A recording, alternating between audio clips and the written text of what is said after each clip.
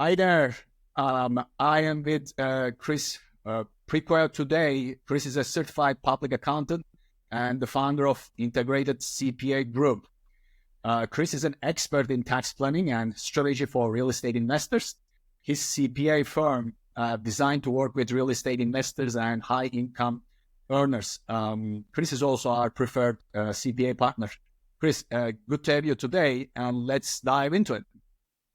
Yes, Arda, thanks for having me. I'm always excited to talk about real estate investing, tax planning and strategy, specifically short-term rental properties. I have properties on myself and work with clients all over the country on the planning aspects of it from the tax side. So excited and honored to be with you today. Yeah, I really appreciate your time. So my first question to you, Chris, what is the short-term rental tax loophole? Well, so we're going to take a step back before we dive into the short-term rental tax loophole, and then I'll tie that in just a minute.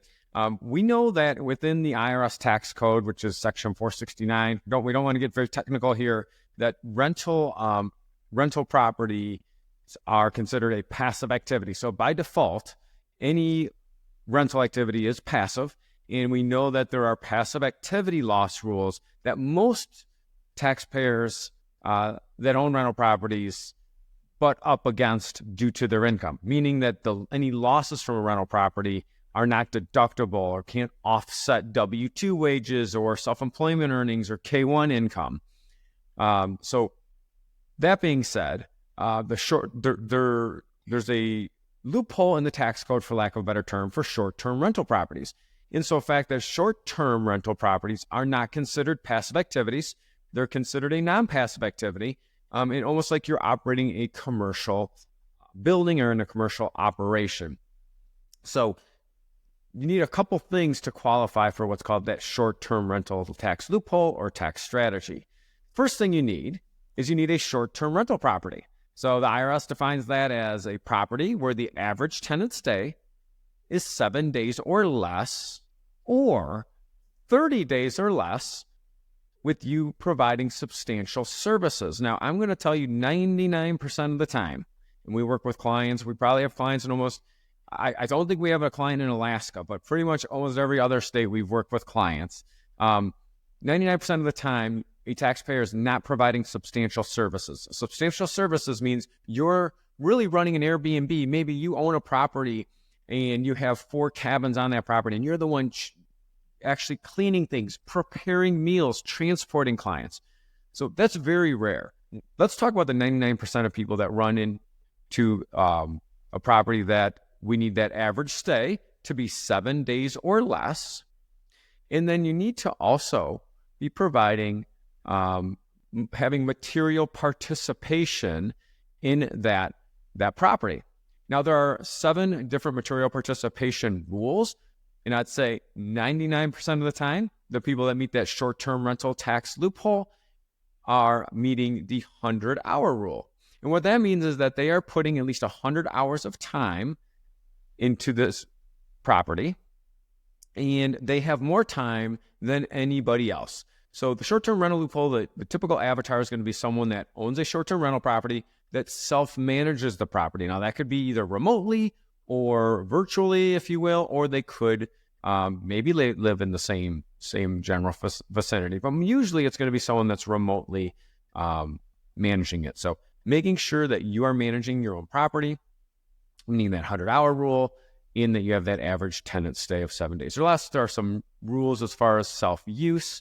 Basically, you've got to avoid using it for more than 14 days or more than 10% of the occupied days. But that's pretty rare. Most of the people that are investing in short-term rental properties, yes, they might go there 1 week a year with their family, but they're really looking at this operation as a profitable business. And one thing that we've developed in our proprietary tax planning and strategy process called Teaching Tax Flow, and we've developed 3 laws. And one of the laws is that cash flow and tax flow are different concepts. Tax flow is the tax benefit or burden or after-tax effect of your financial decisions. So a lot of times, Arda, we have clients that are positive cash flow with their property, but from a tax perspective, show a large loss due to the depreciation deduction. This was excellent, Chris. Totally makes sense. So here's my next question. If you're a high income earner, let's say you're in the top tax rate, which is 37%, or you're in the 35% tax bracket, why does it make sense to purchase a short-term rental property and leverage this tax loophole? Well, I failed to mention one thing because it is a little bit of a domino effect. If you have that short-term rental loophole and you could deduct your losses from that rental property and offset W-2 wages, retirement income, Social Security income, any other type of income, that's where you would pair that with something called a cost segregation study, in which you are accelerating the deduction for a portion of that property. We're going to talk about that, in a couple of minutes. But why would it make sense? Well, it would make sense for a high income earner, like you said, high W-2 earner. It's very hard for someone that's a high W-2 earner that's not self-employed, that doesn't own other rental properties or other tax advantage investments, to find legal and ethical tax deductions to offset those W-2 wages. So with a short-term rental property, you can potentially, with using a cost segregation study, create a huge loss from the property and offset your W-2 wages. And we could dive into an example using real numbers if you'd like as well. Yeah, that'll be great, actually. Let's quantify this. Yeah, so let's assume someone, just for easy numbers, let's say they have a $500,000 a year taxable income. And let's say they're in the 35% marginal tax rate. And that could be between federal and state. Now, you're going to have to look at what state you live in and what state the property's in. Each state has a little bit different rules as far as bonus depreciation, but let's just say 35% for easy numbers. And let's say you buy a property. That's $800,000. That's reasonable. And let's say that $100,000 is allocated to land, and we know that we can depreciate $700,000 of building. Now, a lot of times people say, well, that's weird. I thought I buy real estate to appreciate. We understand that. But remember, tax flow and cash flow are different concepts. So the IRS allows us to deduct that $700,000 of the building basis of the property over time. Well, with the Tax Cuts and Jobs Act of 2017, what happened is that the concept of bonus depreciation, meaning front-loading the deduction for certain asset classes, was applicable to real estate. Now, based on when you put the property into service, different years allow for different percentages of bonus depreciation. But let's just say, for instance, bonus depreciation is at 100%. Again, we're going to have to, this is ever changing. We actually have some legislation right now pending. But let's say the bonus depreciation is 100%. Let's say you have a property for $800,000, $700,000 building basis. I would expect conservatively about $150,000 immediate deduction. So a little over 20%, somewhere between 20 and 25% immediate deduction using the cost segregation study, because a portion of that property is going to be allocated to what we call 5, 7, and 15-year asset classes.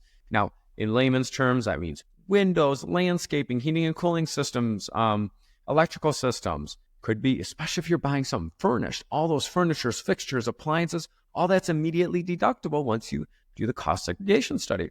So, all right, $150,000 immediate deduction multiplied by 35% is almost $60,000. So that's $60,000 of immediate tax savings year one from buying that rental property. So if you could recover potentially 25% to a third of the money you put into it in the first place, and sometimes more. I'm using some conservative numbers. We've seen cost segregation studies come in higher than the percentages I'm discussing now. It just depends on the type of property, the location, and that sort of stuff.